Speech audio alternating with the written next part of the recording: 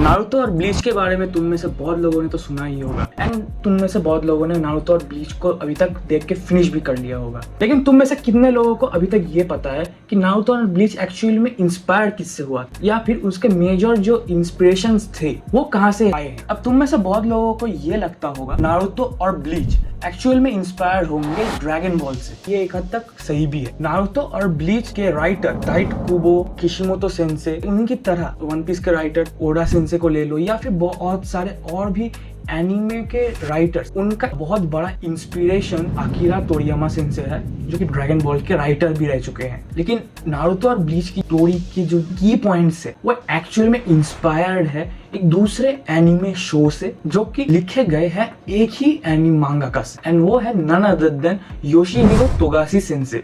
तोगाशी sensei को तुम में से बहुत लोग नहीं जानते होंगे या फिर उनका अगर वर्क नहीं जानते, उनका जो रिकॉग्नाइजेबल वर्क है वो है हंटर हंटर एंड उसके साथ साथ यू यू हाकुशो जो कि 90s का एक बहुत ही फेमस एनिमेटेड शो है। यू यू हाकुशो का जो सीरीज है उसका मांगा रिलीज हुआ था 1990 में एंड उसका फर्स्ट एनिमे एपिसोड निकला था 1992 में। ये मेनली फेमस हुई थी इसके मेन डार्क टूर्नामेंट आर्क की वजह से, जो कि अब तक का one of the greatest tournament arc ever है। एंड आज के टाइम पे भी अगर तुम यू यू हाकुशो के उस टूर्नामेंट आर्क को देखोगे तुम्हें भी एक बहुत ही अच्छा एक्सपीरियंस मिलेगा अपने आप में।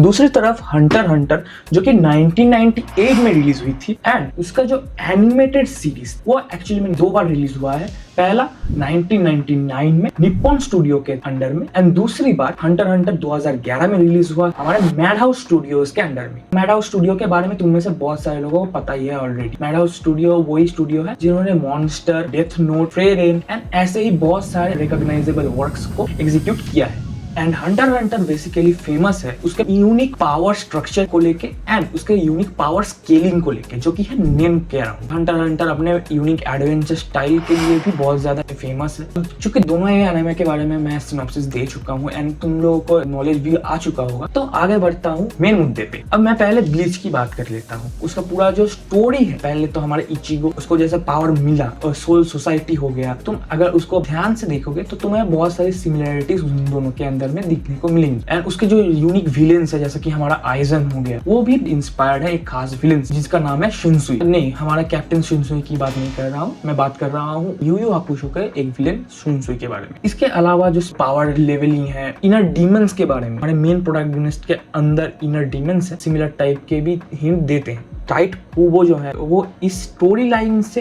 इतने ज्यादा इंस्पायर्ड हुए हैं, पावर स्ट्रक्चर को इंस्पायर्ड लेके ये स्टोरी बनाई है। अब मैं ये नहीं बोल रहा हूँ कि ब्लीच कॉपी है, इसका मतलब ये नहीं है। इंस्पिरेशन लेना भाई दूसरी चीज होती है, कॉपी करना एक अलग चीज होती है। वो काकाशी अच्छे से कर सकता है कॉपी करना, मुझे क्यों तोड़ा, लेकिन उसको प्रेजेंटेशन करना एंड उसको अपने तरीके से यूनिकनेस देना वो टाइट कुबो ने मस्त किया है भाई। ब्लीच एक्चुअली में बुद्धिस्ट माइथोलॉजी एंड उसके अलावा स्टार वॉर्स बहुत सारी चीजों को ध्यान में रखते हुए इस सीरीज को बनाया है। इसी के साथ साथ ब्लीच जो है आज के टाइम पे बहुत सारे न्यू जेन एनिमेस को इंस्पायर करता है। JJK हो गया, हमारा ब्लैक क्लोवर हो गया, माई हीरो एकेडमिया हो गया, या फिर ऐसे ही बहुत सारे यूनिक नए नए एनिमेस को वो इंस्पायर करता रहता है। अब चूंकि ब्लीच की बात हो चुकी है तो ब्लीच को साइड में रखते हैं एंड आगे बढ़ते हैं नारुतो की तरफ, जिसमें नारुतो का एक बहुत बड़ा कैरेक्टर का इन्फ्लुएंस यू यू हाकुशो के एक कैरेक्टर से आया है जो कि है हमारा सास्के उचिहा। अब सास्के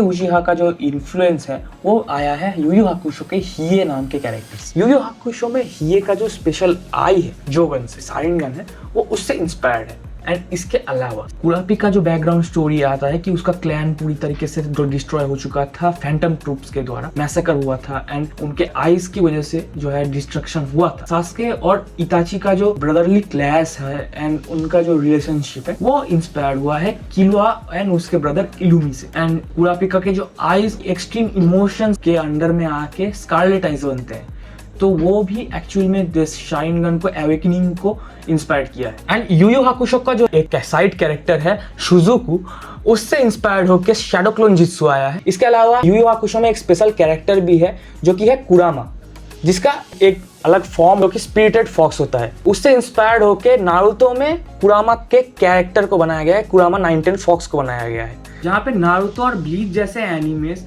आज के टाइम के लेटेस्ट न्यू जेन एनिमेस को इंस्पायर करते हैं, वहीं पे इन दोनों में जैसे एनिमे सीरीज को इंस्पायर करने का काम योशिहिरो तोगाशी सेंसे के वर्क ने किया था, जो कि yu yu hakusho and Hunter Hunter है। Dragon Ball is definitely the godfather of anime industry, ये मानने में मुझे कोई दोहरा ही नहीं है। इसके राइटर अकीरा तोरियामा सेंसे ने बहुत सारे मांगा राइटर्स को इंस्पायर किया था मांगा लिखने में एंड मांगा को क्रिएट करने में। लेकिन ये भी हमको साइड में नहीं रखना चाहिए कि योशिहिरो तोगाशी सेंसे के वर्क ने ब्लीच एंड नारुतो जैसे सीरीज को इंस्पायर किया है। yu yu hakusho and Hunter Hunter नहीं देखा है तो जरूर से देखो, चेकआउट करो सीरीज को। ज्यादा एपिसोड्स का नहीं है, 100 करके ही एपिसोड्स होंगे। और इन दोनों सीरीज को देखने के बाद तुम्हारा क्या ओपिनियन है ये भी मुझे जरूर से बताना। तो मिलते हैं नेक्स्ट वीडियो में, तब तक के लिए सायोनारा एंड आरिगातो गोजाइमास।